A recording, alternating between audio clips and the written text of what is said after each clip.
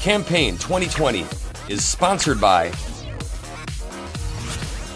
Wisconsin Hospital Association, Quick Trip, Wisconsin Counties Association, Wisconsin Realtors Association, and Wisconsin Operating Engineers Local 139.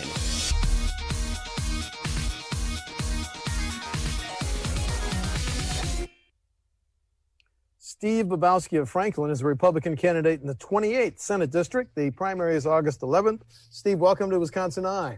Hey, it's a pleasure being here, Steve, especially with a veteran like yourself. Thank you very much.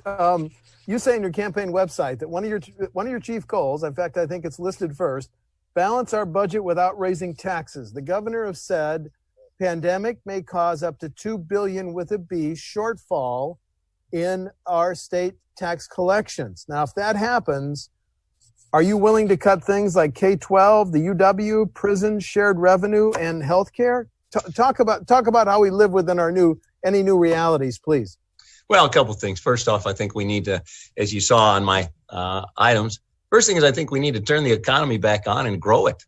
Now, Obviously, the shortfall is because we aren't making enough money so we can pay enough taxes. And so to that standpoint, hey, the longer we hold out, the longer we hold back things, the more that, whether it's 2 billion or 1.5 billion or, maybe not even $1 billion. Those are the kinds of things we need to do to get ourselves back on. As I go and, you and I talked at the beginning, says, hey, did I have a chance to see that? I said, no, I've been knocking on doors. The thing that people keep saying, number one concern to them is the economy. What can we do to make it better? And from my business background, the simple set is we need to open up and do the things necessary to take those red tape off the backgrounds of our folks. Let them go forward. Our economy was just booming prior to the pandemic. And so now the question is, what can we do to do that? And that, it takes a whole lot of different things. It's not one simple, magic pill, but it is saying with the positive attitude moving forward. Now let's move the business forward. We're going to make more money. We make more money, we'll have more taxes, and as a result, be able to do more things.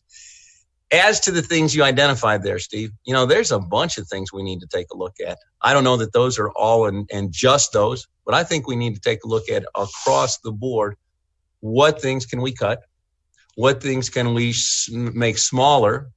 Because let's face it, with less of an economy, there needs to be less services provided. Less services. And so, again, like any business, you take a look at the things necessary. I'd also come back to all the things you identified. Let's identify what the priorities are here. So obviously, I'm interested in growing the business. So what can we do in a positive sense? By the same token, I also mentioned education is a very important part of where I believe we need to be. We need to educate our kids, but it doesn't just stop there. My background is the CEO of Dale Carnegie Training for southeastern Wisconsin and the Upper Peninsula, Michigan. We train adults. The better we train the adults, the better their jobs will be. The better their jobs will be, the more money they will make. We will all be happier Wisconsinites. So I don't think it just stops with K through 12. And one other thing that I found here as I've been knocking on doors is a lot of older senior people are being left behind. And the fact is, how do we connect them back into society?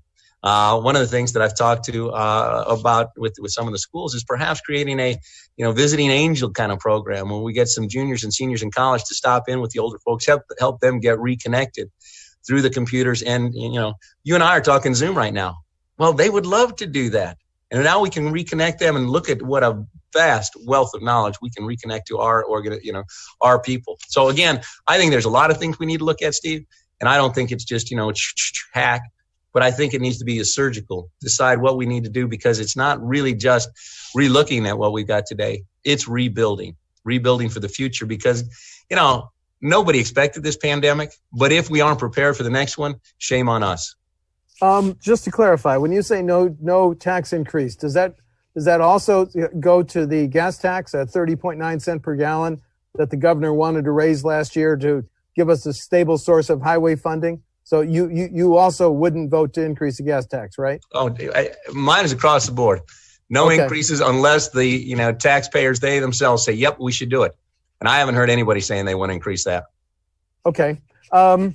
Another popular issue now that Illinois has legalized recreational marijuana. Where do you stand on medical and recreational legalization? Excuse me.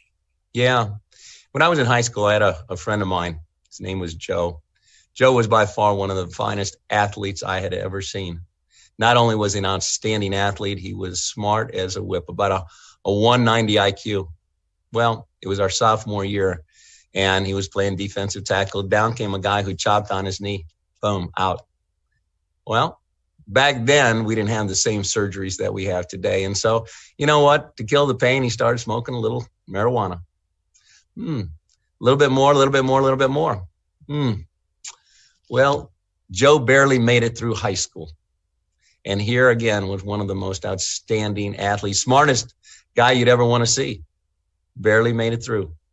I saw him about 10 years ago, and I saw him at a high school function. I said, "Hey, Joe, what about high school?" And he says, "Steve, I hardly remember any of it." Oh, boy. And the point being is recreational marijuana has huge effects. And my experience says, hey, it's not a good thing for people. The second part, though, is medical marijuana. I had a friend of mine. His name was Gene. Gene was a top executive. He got cancer. And all of a sudden, he went through the chemo and all of the things that go with it. And all of a sudden, his weight went from a 185. He was down to 95 pounds. And all of a sudden, bodily functions were starting to stop working. And the doctor prescribed to him medical marijuana. Guess what? And by the way, he stopped throwing up. And all of a sudden, the food, he could take it in. And he regained his strength and ended up being about 175 pounds. He beat cancer. He's now in 9 years of remission. And to that standpoint, he credits the marijuana, as does the doctor. Now, I'm not smart enough to know all those things, but I would say that is certainly worth looking at, because at the end of the day, my experience with that says, in this case, it definitely helps somebody. And under the right set of circumstances, I think it is worth looking at. Okay. Americans know a great deal more about how some police officers treat those in custody than we did 4 to 6 months ago. The governor's sponsored a nine bill package that would eliminate no-knock warrants, chokeholds, and set minimum standards for those that want to be police officers. Do we need reforms like that, Steve? Well, I've had the pleasure of working with a lot of the police forces as part of my Dale Carnegie business, and in working with and talking to the various different mayors. I got to tell you, I think they are an outstanding group. And, I've got one of those proud, signs in my, yard which says, "We back the badge." Why? Because I think they're some of the finest people I know. They protect our freedoms on a day in, day out basis. And I'm talking specifically now for, District 28. They're outstanding. I don't know that we need, the state to come in over top and tell them what to do. I think really what we should be doing is building from the bottom up and saying, hey, here are the practices that we're, using. This is what we're doing. Because again, I haven't seen those situations in Franklin. They're not happening in New Berlin. They're not happening in Muskego. So we must be doing something right in those areas. And so what I'd say is, let's leave the people in the areas to take a look at it. If we'd had those problems and it was an epidemic in our area, maybe. But we don't have those same sort of issues that they're having in other places. So let's not make ourselves to be the next Minneapolis, because we're not. Okay, let's talk about reapportionment. The Constitution says the party in power will draw the next set of congressional and legislative district lines. The governor has proposed a People's Commission to draw those lines and then send them to legislators to enact it. Your position on who should draw the next set of boundaries? It's always fun when the guy who's perhaps concerned about them being changed would want to change them. I think that the system, good, bad, or whatever, has worked, and I'd say that let's leave the system the way it is. Okay, let's talk about property taxes. Wisconsin is a high property tax state, as you know. That's why we have caps and limits on what school districts and local governments can levy in property taxes. Although referendums allow those units of government to exceed it. If you're voting in the Senate on the next state budget, would you vote to keep those caps and limits on property taxes, Steve? Well, as you so rightly identified, I don't want to increase taxes. One of the things that I think that I've seen, happening down in Illinois is they're raising taxes on a lot of things. And as a result, we've got a lot of businesses moving out of Illinois. I know this because my brothers are in the commercial real estate business, and the taxes that they have down there are just killing it. Now, plus side is it's driving business up here to Wisconsin, which is a wonderful thing. But if we let those taxes go higher, we put ourselves in a real position of losing some key businesses, which, as I said at the beginning, is one of the key determinants in growth as to what we're looking to do. If we can grow our economy, we grow our business. We grow our business, we increase our taxes. We increase our taxes in a positive way, there's money to go around. So I'm all in on growing our business world. Then you don't see any need to give local units of government any new revenue sources, more options to collect a 0.5-cent sales tax, or broaden our 5% sales tax to some now exempt products and services, perhaps give those to local governments. Your no tax increase would say, don't give local governments any new revenue raising tools, right? Well, actually, I'm saying I want to increase the revenue because I want to bring more businesses into our area. I want to increase their opportunity to grow and expand the ones that are existing already there. So one of the things, and I meet regularly with the Franklin Business Consortium. I'm part of 4 different Chamber of Commerces, and all of those and part of the Economic Development Commission for the city of Franklin. Point is, if we can grow our businesses in those areas, I don't believe we need to raise those taxes. I believe if we can bring more in, and so one more time, the people that are there, those businesses, we need to help them be successful. The second part of that, which is those that aren't there, hey, we need to be attractive so they come into our area. If they come into our area, once again, we're going to grow our businesses. We're going to increase the taxes from a different way. It's not just, raising the taxes, because at the same time, that's going to drive people away. And that's clearly not what we want to do. The pandemic has not only dropped our state and local tax revenues, but it's put some strain on healthcare systems, as you're well aware. Yeah. We've seen how hospitals have been on the front line in Wisconsin and the nation to fight COVID.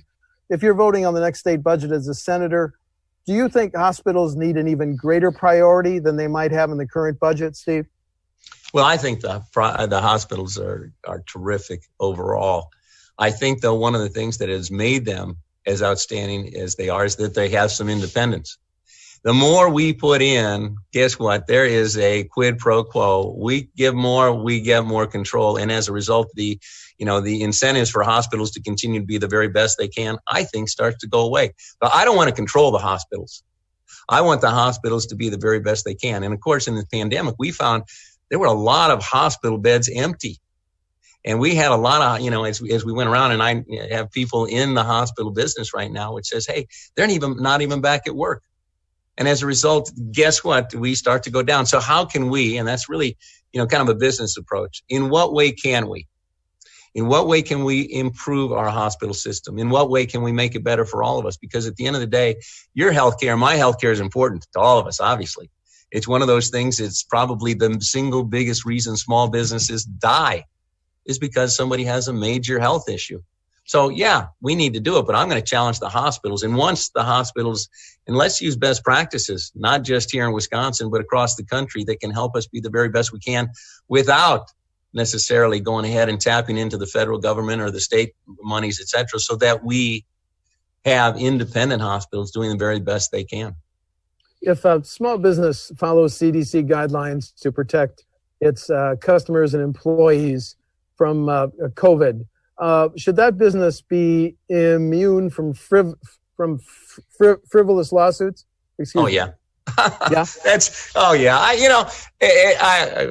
Lawyers, if you got one lawyer in town, they starve. If you got 2, they all get rich. And that's a challenge for all of us. It says more lawyers is not a good thing. Hey, this is a pandemic. It's nobody's fault. I mean, it's certainly not in ours in the sense that I look at you and I look at anybody who's watching the show. It's not theirs. So to that standpoint, if you follow the guidelines the very best you can, how can you do better than that? And then to go ahead and sue you, that's ambulance chaser, that's lawyers. And I don't have any real appreciation for that at all. No. So I say, yes, protect them, because otherwise we're all victim. Okay, understand. Yeah.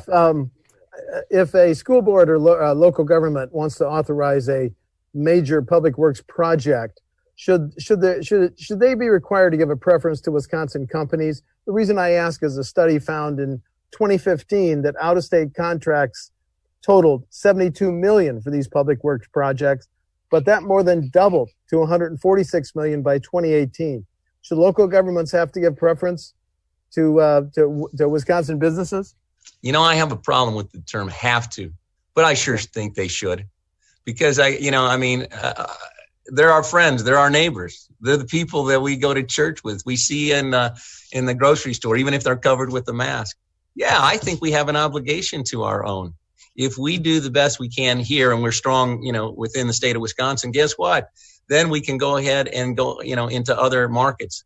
So to me, I think it should be something that we should want them to do. And it can be incentives. But a have to is a little harsh in the sense that, have to's, I'm against a lot of legislation for the sake of legislation and government control, because the flip side of that is if we say you can't do it externally, then guess what? We can't go into other markets. And so to that standpoint, we should put it in a form and a fashion. It'd be nice to say made in Wisconsin with pride. We do that with cheese and milk and things like that, which to me is part of our marketing. And we do have that as one of the, areas. It's a wholesome, state that we have, and people look and respect Wisconsin. So to me, how can we make it bigger, better? Have to is a little strong, but yes, I do think we should definitely give preference to our own. Final question. Do you want to highlight differences between you and your opponent in the August 11 primary, Steve? Well, I think there's a couple of them. And, I think it starts with leadership. Years ago, I was president of Riddell Sports, and I got a call over the intercom. We were doing about 100,000, helmets at the time. 10,000 of those were for Notre Dame. But over the intercom came a call, said, Steve, on line 1, we have a call. Well, I was in the factory, couldn't hear. Second time, still didn't pick it up. Third, I figured somebody would pick it up. The fourth time, Steve Bobowski, you have a call on line 1 from Jerry Jones.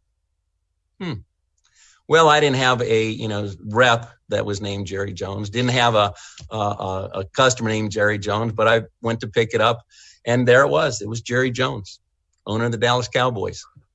He said, Steve, there's Jerry Jones. I said, Jerry, pleasure to hear from you.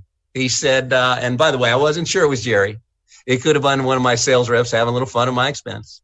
He said, Steve, good to hear you. I said, Jerry, congratulations. You had just won the playoffs against the New York Giants, 9-7. I said, tough break, though, about Emmitt Smith. He said, yeah, that's why I'm calling you, Steve. I said, Jerry, how can I help? He said, I'd like you to come on down here and put together a shoulder pad so that Emmitt could play in the Super Bowl. Can you do that for me? I said, I can certainly put together a shoulder pad, but I don't know if he can play. But sure, be happy to do that. Let me take a look at my schedule. I'll see what time I can get down tomorrow. I said, Steve, that won't be good enough. I need you to come on down today. In fact, I've sent my jet to come get you. It'll be at O'Hare in 20 minutes. Can you make it? Well, I got my chief engineer. We went to O'Hare. Still not sure it's Jerry. There it was, his plane. We got on the plane, flew down to Dallas, picked up by the limo, went to the back of Texas Stadium, and there was Jerry. The elevator opens up and he said, Steve, it's a pleasure meeting you. Hey, you used to play some college football, didn't you? I said, yes, I did, Jerry. You're a captain of Northwestern Wildcats, academic All-Big Ten, honorable mention, All-American. How come you didn't come play for the Dallas Cowboys? I said, well, Jerry, you didn't draft me. He said, yeah, I guess that's right. He said, here's what I need you to do today, Steve. I don't need you to be a fan. I've got the best fans in the world. I don't need you to be a doctor or a trainer. I got the best that they can, that money can buy. But what I need you to do today is be presidential. Can you do that? I said, well, I sure can, Jerry, because I've been president of Riddell for about 4 years at that point. He said, good. By the way, did you bring a suit? At that time, I was wearing a polo shirt and that kind of stuff, because that's what you did. You're going in and cleaning out lockers and things. But I did bring a suit. And he said, good, because if not, I had a tailor all set and ready to make one for you. I said, well, thank you, Jerry. I can still use the suit if you want. At the end, we put together a shoulder pad for Emmitt. He played in the Super Bowl, ran for 127 yards, scored 2 touchdowns, caught another 4 passes, and another 47 yards. 2 days after the Super Bowl, he called me and said, Steve, I want to thank you because you inspired Emmitt to give a Super Bowl MVP type performance. To me, one of the key things is leadership. And I'm not saying that my, associates aren't leaders. But what I have done throughout my entire business career, my sports career, academic career, has been a leader. And it's not leadership because of rah-rah or those kinds of things, though I can do that too. but it's because of the time, effort, and energy taken and put into it. It's earned leadership. And so that's one of the things that I bring to the party.